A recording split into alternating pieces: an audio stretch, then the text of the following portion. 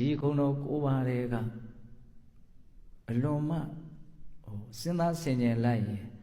စိတ်ရဲ့ကြည်နူးမှုနှစ်သက်မှုအနှစ်သာရရှိမှုတွေကိုအများကြီးဖြစ်စေနိုင်တဲ့ဂုဏ်တော်လေး၃ပါးအဲ့ဒါကိုဘုရားရှိခိုးလေးနဲ့တွဲပြီးတော့ဒါလေးကဒီလောက်ထိလေးနဲ့တာကိုဒီလောက်ထိတန်ဖိုးကြီးစေတာကိုလို့နားလည်စေခြင်းနဲ့အဲ့ဒါပါတော့နမောတတဗဂဝတောအရဟတောသမ္မာသမ္ဗုဒ္ဓတ္တလူတိုင်းရပြီးသားနော်နမောရှိခိုးပါ၏မြတ်နိုးလွန်းလို့တန်ဖိုးရှိလွန်းလို့နော်ဥချတယ်မန်ကိုနှိမ့်ချ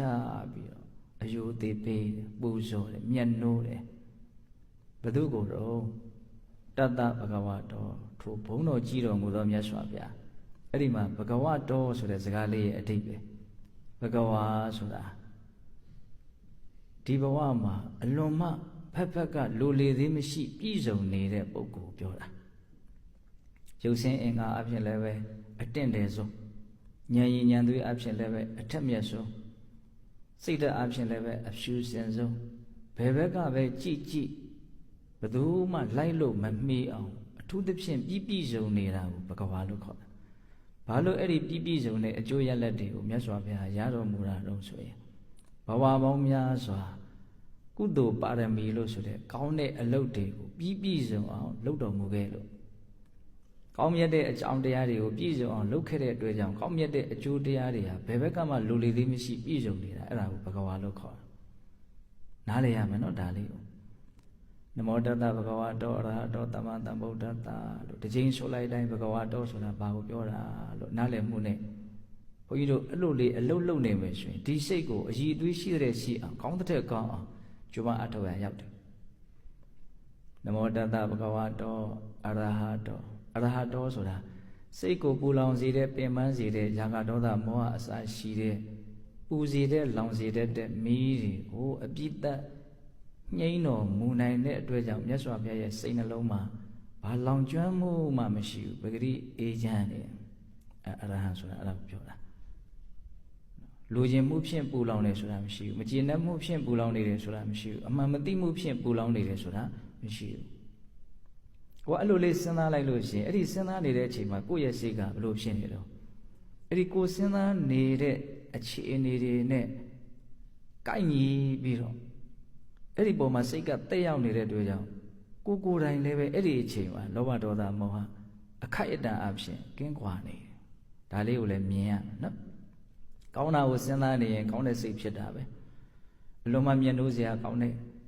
အလွန်မှလေးစားစရာကောင်းတဲ့တကယ်ကိုနော်ကောင်းမွန်တဲ့စိတ်ထားရှိတဲ့ပုဂ္ဂိုလ်တွေအကြောင်းကိုဘုန်းကြီးတို့တခါတလေစဉ်းစားမိတယ်ဆိုရင်စိတ်ထဲမှာဘလို့ဖြစ်တယ်ကြည်နူးရတယ်နှစ်သက်ရတယ်အားကြရတယ်ကိုယ်မှလည်းကောင်းတဲ့သဘောတွေဖြစ်နေတယ်